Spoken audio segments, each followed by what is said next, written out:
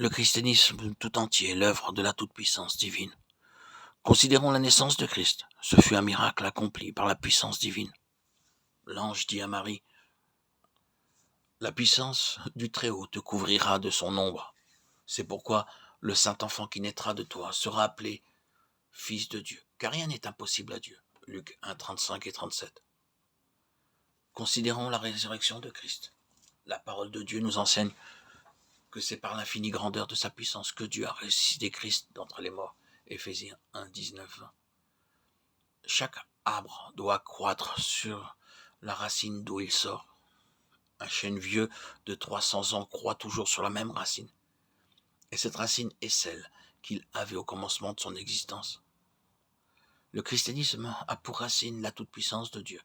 Dans chaque âme où le christianisme s'épanouit, c'est par la toute-puissance de Dieu qu'il s'épanouit. Toutes les possibilités d'une vie chrétienne plus haute ont pour origine une nouvelle appréciation de la puissance de Christ, qui peut accomplir en nous toute la volonté de Dieu. Je vous invite à venir adorer un Dieu tout-puissant. Avez-vous appris à le faire? Avez-vous appris à vivre dans une telle communion avec un Dieu tout-puissant? Que vous sachiez que sa toute-puissance agit en vous.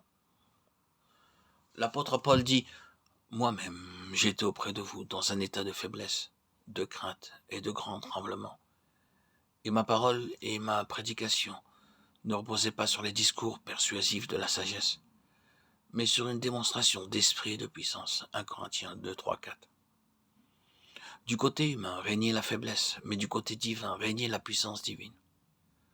Ceci est vrai de toute vie chrétienne. Et si nous apprenions mieux cette leçon, si nous donnions à Dieu tout notre cœur et toute notre vie, nous connaîtrions quelle bénédiction il y a à vivre chaque jour et à chaque instant en compagnie d'un Dieu tout-puissant. Avez-vous déjà étudié dans la Bible les attributs de la puissance de Dieu?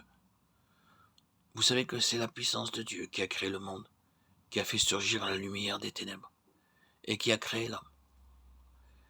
Mais avez-vous étudié l'action de la puissance divine dans l'œuvre de la rédemption? Regardez Abraham. Quand Dieu l'appelle à être le père du peuple d'où le Christ devait naître, Dieu lui dit « Je suis le Tout-Puissant, marche devant ma face et sois intègre. » Genèse 1, 17. Et Dieu enseigne à Abraham de croire en lui comme en celui qui peut tout.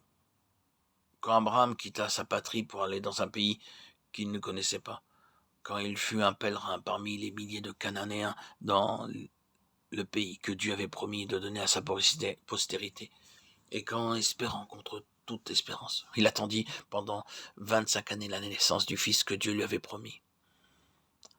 Et quand il monta sur la montagne de Moria pour offrir à Dieu son fils unique. Dans toutes ces circonstances, Abraham crut Dieu. Il était fort par la foi, parce qu'il croyait que Dieu était capable d'accomplir ce qu'il avait promis.